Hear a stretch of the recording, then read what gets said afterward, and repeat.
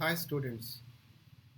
So the previous video module was to introduce concept of change management.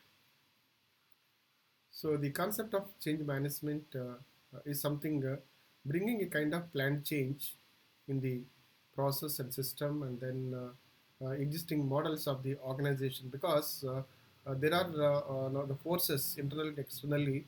Uh, those forces will make us to bring some changes within the organizations, right? If we are not able to change that, the change changes us, and even if we are not able to change after change affect us, then we will not be in the business. So the change is a natural phenomena, change is inevitable. So change is a continuous process. So we need to change organization continuously so that we'll be on live and then relevant to the business, right? So given this background, let me introduce in this module, because the change is necessary, but the bringing the change is not so easy. That is the fact, right? So when we want to bring some changes, we'll find a lot of resistance from the different stakeholders, especially from the employees, right, within the organization. They just work against the change, right? They don't want any kind of changes. That is the one issue, right? In this module, so you will understand, so what are the reasons for resistance, and then what type of resistances are there in the organizations, and then how to manage the resistances, overcome the resistance, because ultimately you have to overcome the resistance that is there in the organization against the changes, and bring the changes by managing such resistances. That is the most important the part of this, right? So first of all, let us just look at resistance to change.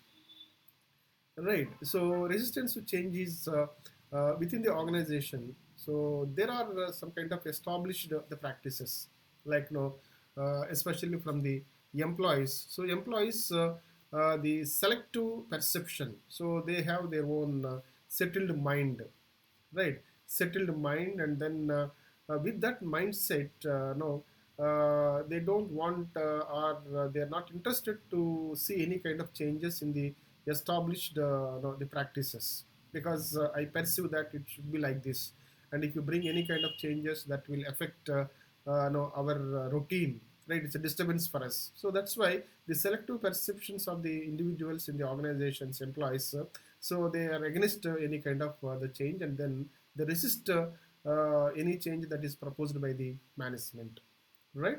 The second resistance is lack of information. So when some change is going to take place, so about the changes, why change is required, so what is the reason for a change, right? What kind of change that is going to happen in the organization. So complete information supposed to be given to each and every member of the organizations. If there is a lack of information, and then the change is there, we don't know how the change is going to happen and where it is going to happen, and this kind of confusion and then lack of clarity on the change, so the people start working against the change, and then they say that we don't want any change, no, the change in the organizations, because we are not aware of that what for this change is going to happen. So the third one is a fear of unknown, because there is a fear, if the change comes, we don't know how it is going to happen. So that will increase the work burden, and that will put more pressure, and then our the place will be changed, and then transfer may take place from one place to another place. So because of this type of things, you can see no, there is a fear of unknown thing. So that is actually another reason for resistance from the people in the organizations. So then the fourth one is something the habit. So habits of the people, because the place I am working, so I have some comfort, right? I'm just living in very good conditions, right? So if change comes, then you'll find that so that will disturb my routine. So that is another reason. The fifth one is self-interest. So because I don't want to change, if the change comes, it is no, it will affect my personal issues, like the timings, and then the workload, right? And then responsibilities and duties. So you'll find all these changes. That's why, so my self-interest will be affected if there is a change in the job or change in the department. Okay. So the next is uncertainty, because the changes definitely bring some kind of uncertainty. So new thing is coming, and then one has to aware of that and learn that new thing, and then cope with the new thing, and it needs some kind of efforts, and then employees supposed to pay some attention towards these changes. In that context, you can see that uncertainty is going to work as a resistance. So then the last one, lack of trust and then understanding. So you'll find that, so within the organization, if there is no trust and then understanding among the people, so the such type of the gaps will work like resistance to the change, right? So these changes, no, the factors in resistance to change, you can divide into three categories, like individual resistance and group resistance and then organizational resistance. Individual resistance is like economic factor, psychological factor, and social factor. These are the three main reasons for individuals they oppose any kind of changes. Economic interest will be affected, right? And psychologically they are in uncomfort, so their safe zone and then comfort zone will be disturbed. And social factors like my habits and then my style of work, the timings and other things may change. So because of these reasons, individuals no, they go for against any kind of the change that is going to happen in the organizations. So the group resistance is something related to the group status and the group norms and the social interactions and then group cohesiveness. So these are the second set of the group resistances. As a group member, so individuals they have their own settled the setup, and then from that, so they just try to oppose the any kind of change in the organizations. So further, the third one is organizational resistance.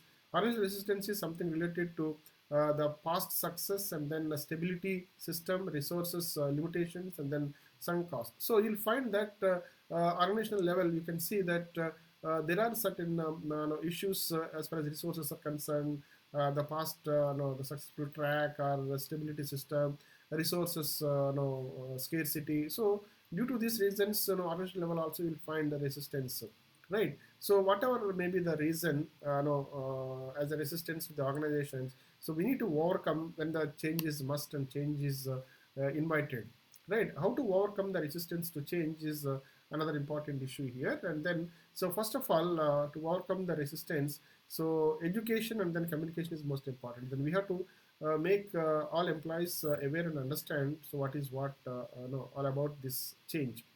Then participation and then involvement. So see that the participation and then involvement, that is must. So when change you are proposing, so try to just bring all the employees into that fold, and then see that they are the part and parcel of initiating the change, and then becoming the instrumental of the change, right? So the third one is facilitation and then support. So just give the complete support and encouragement to the people who are actually joining in the changing process. So you just provide the necessary conditions and then necessary support for them, so that they will not feel bad, and then they won't find any the difficulty in bringing the changes within them.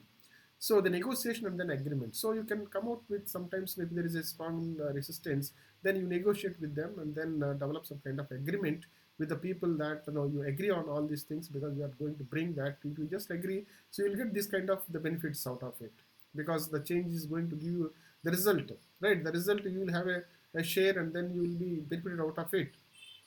In that way, you can just give the complete information, and then share information, and then have a kind of agreement with them. So manipulation and then co-option. So you can just see that you use that the people sometimes if they are resistant, then you come in a different way and co-opt the people, and then sometimes do some kind of manipulated activities within the organization and try to bring the changes, right? Then promote and then positive attitude towards the change. So on the other hand, provide the necessary the sensitizing and then the training programs and then awareness camps among all the employees, and let them just develop the positive attitude towards the change, because they all feel that understand the changes for their benefit, right?